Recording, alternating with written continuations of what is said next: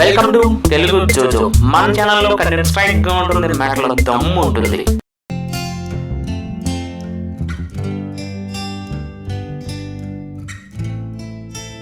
దొంగలను పట్టుకునేందుకు, పేలుడు పదార్థాలను కనుగొనేందుకు, దాచి ఉంచిన మాదక ద్రవ్యాల జాడ తెలుసుకునేందుకు పోలీసులు కుక్కలను వినియోగిస్తూ ఉంటారు.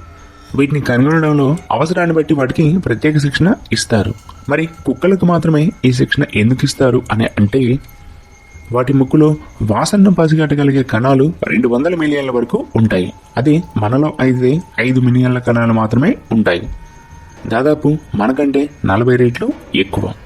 ఇదే కాక కుక్క నోటి లోపల పైభాగంలో ఉండే ఒక ఇంద్రియం దాని వాసన చూసే శక్తిని మరింతగా ఇనుమడింప చేస్తుంది.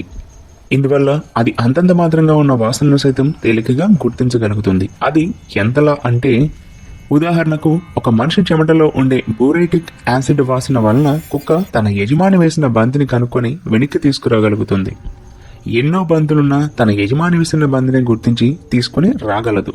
బర్డ్ హౌండ్స్ అనే ఒక రకం కుక్కలు ఇటువంటి వాసనల ద్వారా పారిపోతున్న నేరస్తులను 100 మైళ్ళ వరకు వేటాడిన సందర్భాలు కూడా ఉన్నాయి.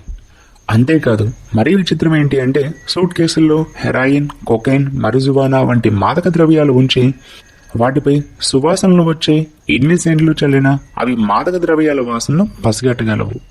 వాటి స్మెల్ సెల్స్ కు అంత పవర్ ఉంటుంది.